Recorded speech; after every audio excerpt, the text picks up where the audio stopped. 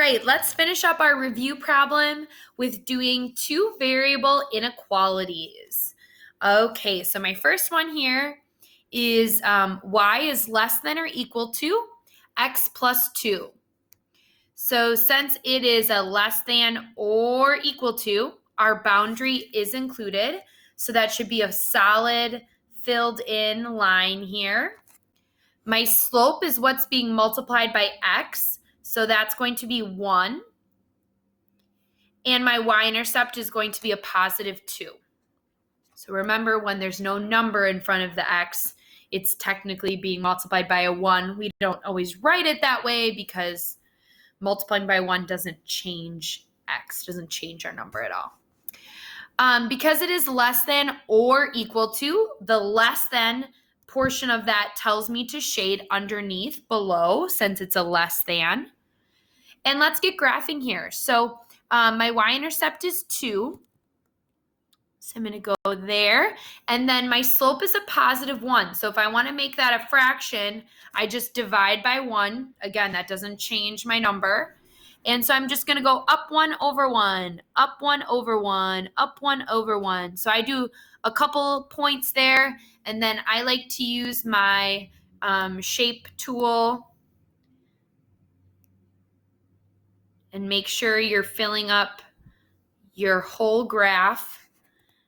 Make sure you put some arrows there on your line. It is a filled in line, so no need to worry about dashing it up. And we are shading below. So go to your line, take whatever color you're using, and we're just going to shade below the line.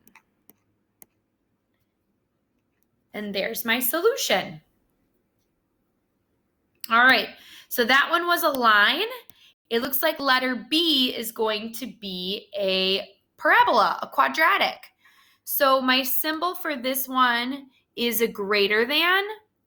So greater than means it's going to be dashed since it's not equal to the boundary. And I'm going to shade above since it's a greater than. My x-intercepts, you could either factor this or you can just plug it right into Desmos.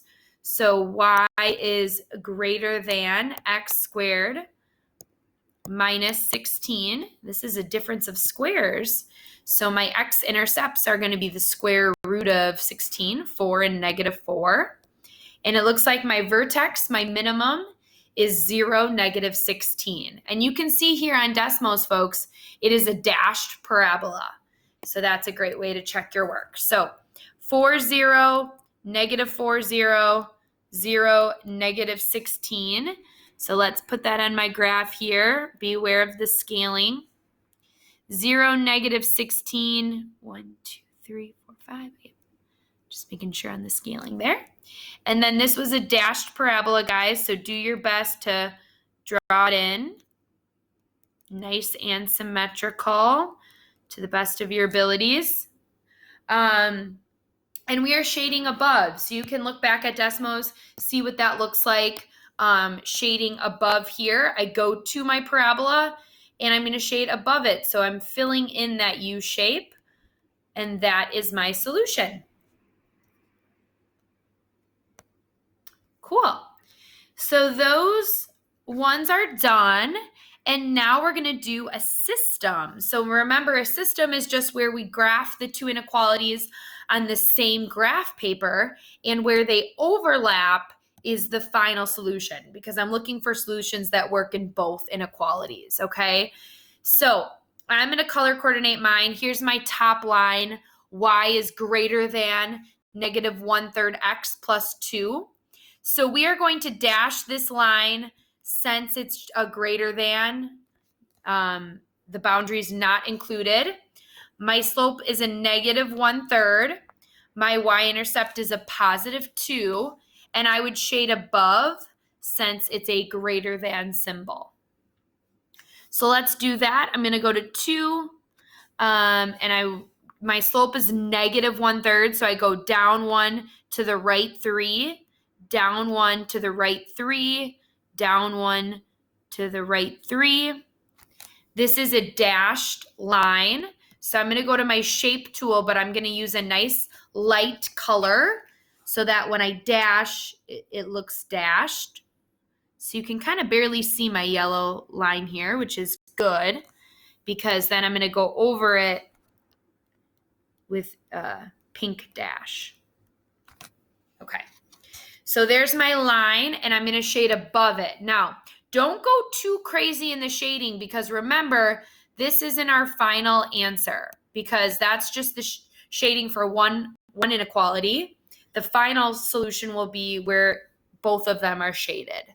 So I would leave it kind of faint because it's not our final solution, okay?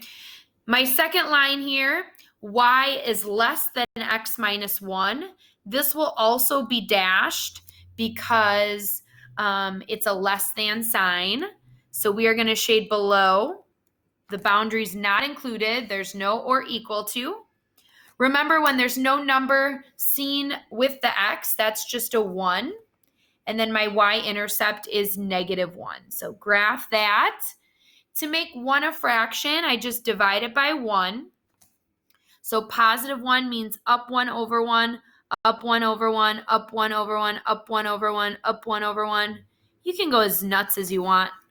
I like to do a couple. And then I'm going to get out my shape tool. Make sure you use a light color here because I need to go over it in blue dashed to show that my line is dashed, okay? We are shading below this line. So go to your line and we're shading below it. So go to the line and then shade down.